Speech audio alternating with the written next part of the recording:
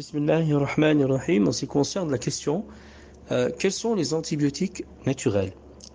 Surtout avec l'arrivée de l'hiver, ce serait très bien d'avoir cette science et de connaître aussi les antibiotiques naturels. Alors, parmi les antibiotiques naturels, vous avez donc la plante l'échinacée. L'échinacée est un antibiotique naturel. Il a les mêmes fonctions, l'échinacée, que la pénicilline. Par contre, l'échinacée, cette plante, l'utiliser en solution, c'est-à-dire en sirop ou en gélule, mais pas plus que 15 jours. Pas plus que 15 jours. Car il existe une matière importante qui est justement matière qui est antibiotique, c'est échinacocide. Hein, les fonctions qu'il y a, les principes actifs qu'il y a dans l'échinacée permettent justement d'agir comme agit la pénicilline. Vous avez aussi, donc, parmi les antibiotiques naturels, vous avez l'ail. Parmi les antibiotiques naturels, vous avez bien sûr l'ail. Il agit fortement avec la lysine, bien sûr. Et surtout, qu'est-ce qui est vraiment important dans l'ail, c'est l'alinase. Alinase. Donc l'alinase qui est important aussi. Aussi, si vous voulez utiliser un antibiotique, vous pouvez le prendre directement, frais, en gousse, ou prendre en gélule aussi.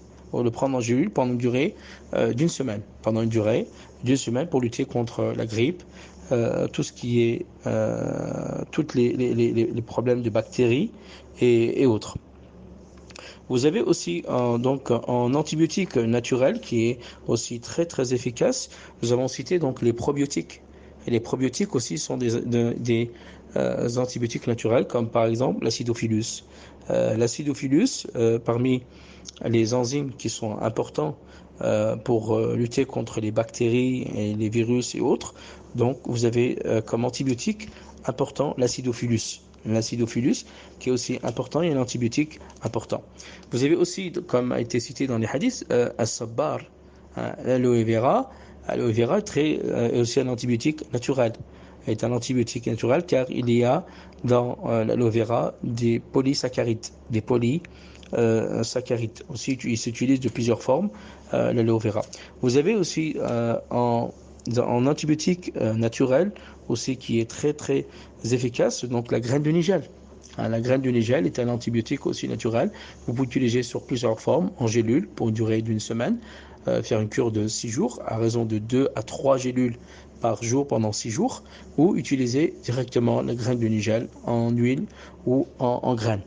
Parmi les antibiotiques aussi naturels, vous avez aussi l'oignon. L'oignon agit comme agit la pénicilline. L'oignon agit comme agit la pénicilline. Elle a même, si vous l'utilisez bien sûr, l'oignon avec l'ail, ce serait beaucoup plus efficace. L'oignon avec l'ail est mélangé avec al-habbat al-sauda, ça donnera des bons résultats justement pour vos problèmes. Aussi, parmi les antibiotiques naturels aussi que vous pouvez utiliser dans les produits de la ruche, la propolis, al-ukbar, la propolis et la gelée royale. La propolis est un antibiotique aussi naturel qui fait booster donc notre corps, notre immunité, car elle contient des phénols et des polyphénols, excusez-moi, et aussi des flavonoïdes qui permettent, les flavonoïdes qu'il y a dans la propolis sont les mêmes, agissent comme la pénicilline. Vous savez qu'en Russie, ils appellent la propolis la pénicilline russe. Hein, ils l'appellent antibiotique. En Russie, ils l'utilisent comme un antibiotique. Hein. Et d'ailleurs, ils l'appellent la pénicilline russie.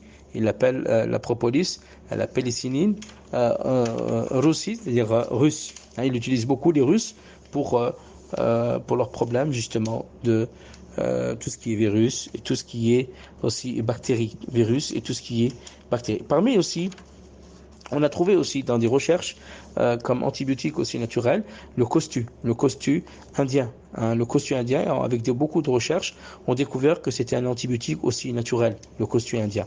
Hein, le costu indien, comme a été cité dans le hadith du prophète sallallahu alayhi wa sallam. Et pour terminer, bien sûr, et on continuera, Inch'Allah, ce cours sur les antibiotiques, vous avez aussi un antibiotique aussi, le citron. C'est un antibiotique aussi avec le composant le citral, le citral qui est très important, qui est mudad al-bactérie, khas. Donc le citron est très efficace et comme vous savez au temps du prophète sallallahu alayhi wa sallam, ils utilisaient beaucoup le cédra. Le cédra, c'est-à-dire comment en arabe ils appellent ça al-utrudja, al-utrudja, le cédra.